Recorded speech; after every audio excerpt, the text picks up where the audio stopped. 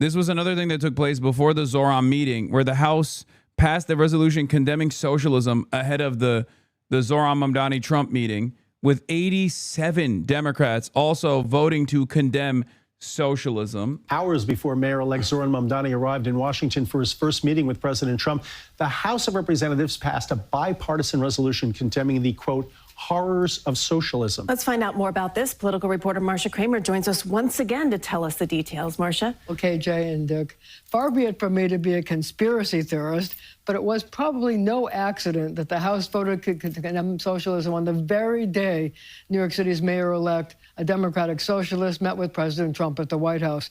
Now listen to this. The resolution was introduced nearly a month ago, but Republicans decided to bring it to the floor for a vote today.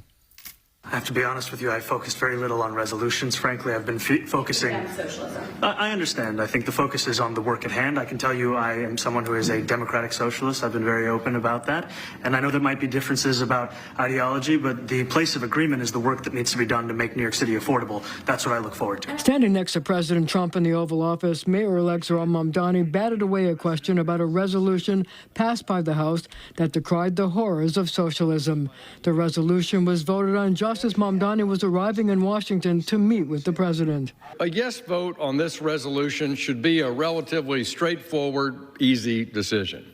It simply states that Congress denounces socialism in all its forms and opposes the implementations of socialist policies in the United States of America. The resolution passed in a bipartisan vote of 285 to 98, but it was particularly embarrassing to the newly elected mayor because among the 86 Democrats who supported the measure were 14 congressmen from New York. The fact that we just got out of the longest shutdown and both parties are wildly unpopular and they chose to do this, socialism got a massive boost for anyone. Yeah. Jersey. House Minority Leader Hakeem Jeffries, who only endorsed Mamdani at the 11th hour of the mayor's race, voted with the Republicans to support the measure.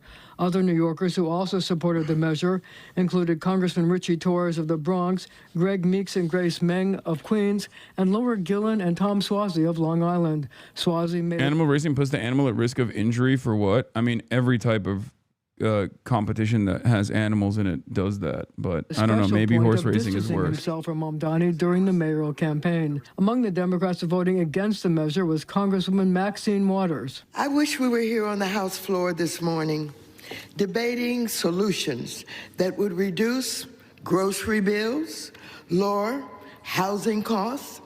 Democrats still eat this bait for no fucking reason, or not no fucking reason because they're stupid, but it is unbearable to watch the Democrats behave like this every single time. These guys say, oh, we're going to condemn socialism.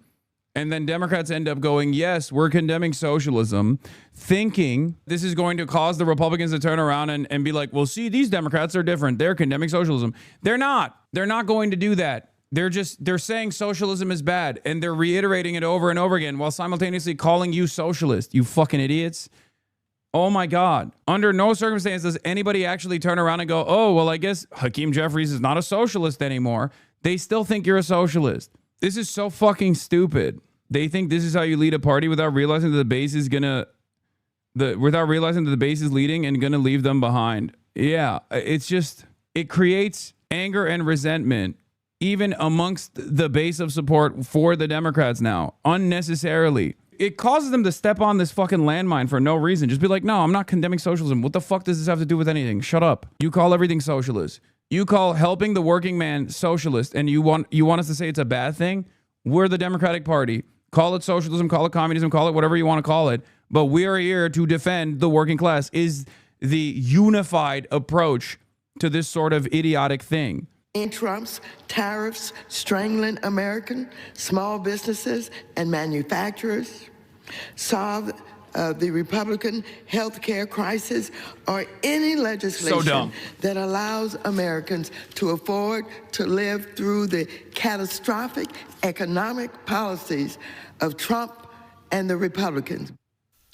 Now, the measure was also supported by Staten Island Congresswoman Nicole Malliotakis, whose mother fled Cuba in 1959. Malliotakis said her mother left Cuba to avoid what she called, quote, the very things that our new socialist mayor in New York City says he wants.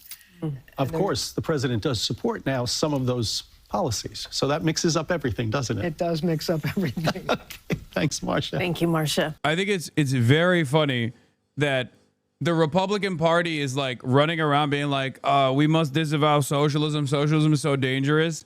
And then mere hours later, Donald Trump is like, I love socialism. Socialism is a great economic system, very different than capitalism. I like capitalism more, but socialism not so bad. Look at my little communist, Mamdani. Very cool. He's very cool and handsome. Very, like, is recognized. He's awesome. Yeah, no, good job, Democrats. Glad that you guys actually took a position on this and then got fucking outflanked by Donald Trump, who seems to have a better opinion about a socialist candidate than you do, even though he's supposed to be in your fucking party. It is awesome. This is the world's most confusing day for centrist Democrats who just voted to condemn socialism and then tried to sink Mamdani's campaign for months. Like, it almost feels like Donald Trump is actively trying to dagger the establishment Democrats today. Fantastic.